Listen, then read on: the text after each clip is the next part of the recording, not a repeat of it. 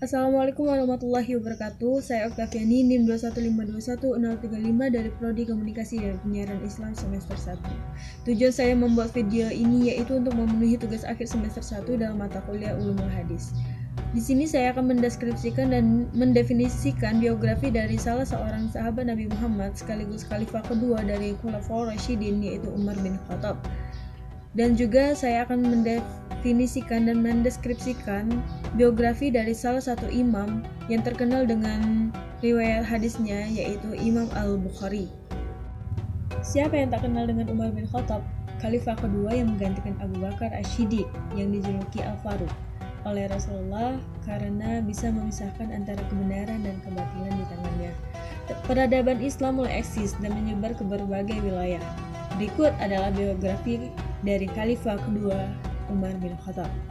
Nama lengkap Umar bin Khattab yaitu Umar bin Khattab bin Nafi'il bin Abdul Uzza, lahir di Mekah pada tanggal 26 Zulhijjah 581 Masehi. Merupakan khalifah kedua dari Khulafaur Rasyidin, keturunan Bani Adi, yaitu merupakan salah satu rukun suku Quraisy pada saat itu. Ayahnya bernama Khattab bin Nufail al-Mahzumi al-Quraisy, ibunya bernama Hantamah binti Hashim. Umar bin Khattab merupakan seorang yang keras, berani, dan berdisiplin tinggi. Ia mempunyai kemampuan, yaitu ia mampu melihat masa depan. Ia juga dijuluki sebagai singa padang pasir. Umar bin Khattab wafat pada tanggal 25 Zulhijjah atau 3 November 644 Masehi. Makamnya sebelah kiri makam Nabi Muhammad SAW di Masjid Nabawi, Madinah. Selain mempunyai gelar Al-Faruq dan singa padang pasir, ia juga memiliki julukan yaitu sebagai Amirul Mukminin, yaitu pemimpin orang-orang yang beriman. Keluarga Umar tergolong keluarga kelas menengah. Ia bisa membaca dan menulis yang pada saat itu merupakan sesuatu yang sangat jarang terjadi.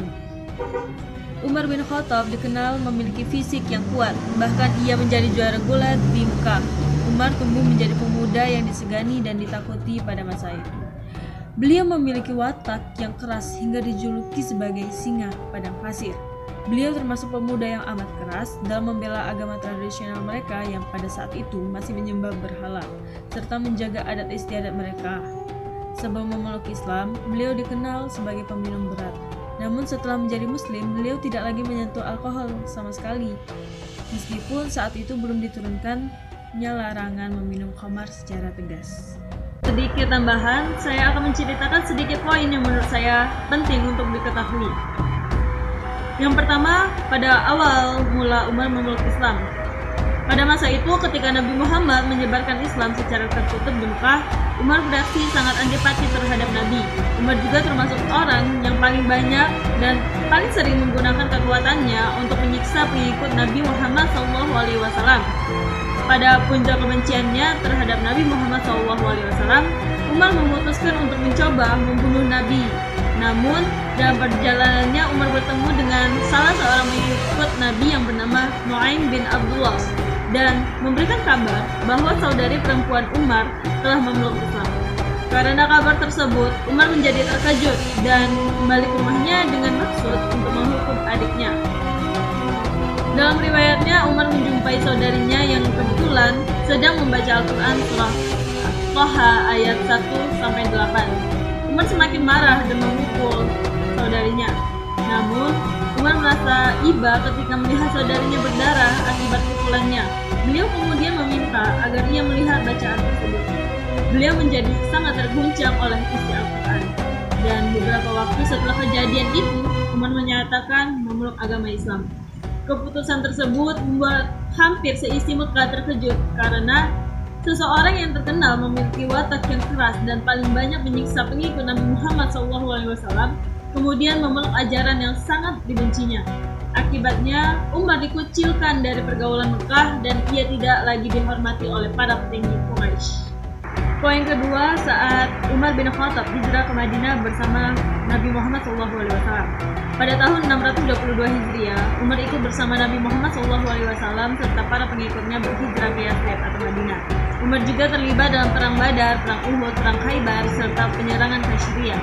Umar bin Khattab dianggap sebagai orang yang disegani oleh kaum muslimin pada masa itu. Selain karena reputasinya pada masa lalu yang memang sudah terkenal sejak masa memeluk Islam, Umar juga dikenal sebagai orang terdepan yang selalu membela Nabi Muhammad SAW dan ajaran Islam pada kesempatan yang ada.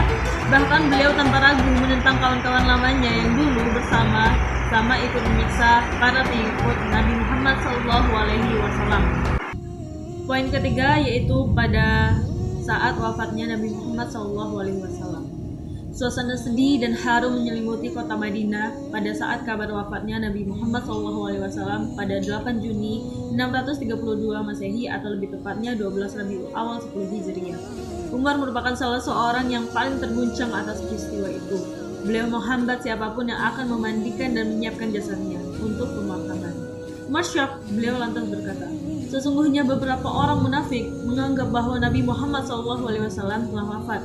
Sesungguhnya beliau tidak wafat, tetapi pergi ke hadapan Tuhannya, seperti yang dilakukan Musa bin Imran yang pergi dari kaumnya. Demi Allah, beliau benar-benar akan kembali. Barang siapa yang beranggapan bahwa beliau wafat, kaki dan tangannya akan kupotong. Umar melakukan hal tersebut karena kecintaannya terhadap Nabi. Namun di waktu yang bersamaan, Abu Bakar datang menasihati Umar dengan menyampaikan pesan Al-Quran. Inilah ayat yang menyadarkan Umar. Amma ba'du, barang siapa di antara kalian yang menyembah Muhammad, maka sesungguhnya Muhammad telah wafat.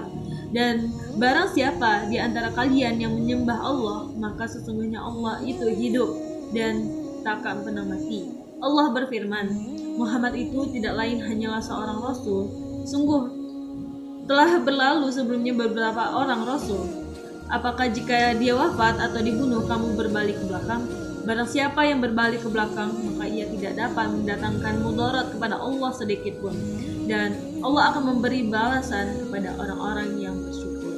Quran Surah Ali Imran ayat 144. Poin terakhir yaitu saat Umar bin Khattab menjadi khalifah kedua. Pada masa Abu Bakar menjadi seorang khalifah, Umar bin Khattab menjadi salah satu penasehat kepalanya. Setelah Abu Bakar meninggal pada tahun 634 Hijriah, Umar bin Khattab ditunjuk untuk menggantikan Abu Bakar sebagai khalifah kedua dalam sejarah Islam. Selama di bawah pemerintahan Umar bin Khattab, kekuasaan Islam tumbuh sangat pesat. Islam mengambil alih Mesopotamia dan Persia dari tangan dinasti Sassanid. Setelah mengambil alih Mesir, Palestina, Syria, Afrika Utara, dan Armenia dari Kekaisaran Romawi atau Bizantium. Saat itu ada dua negara adidaya yaitu Persia dan Romawi, namun keduanya telah ditaklukkan oleh kekhalifahan Islam di bawah pimpinan Umar bin Khattab.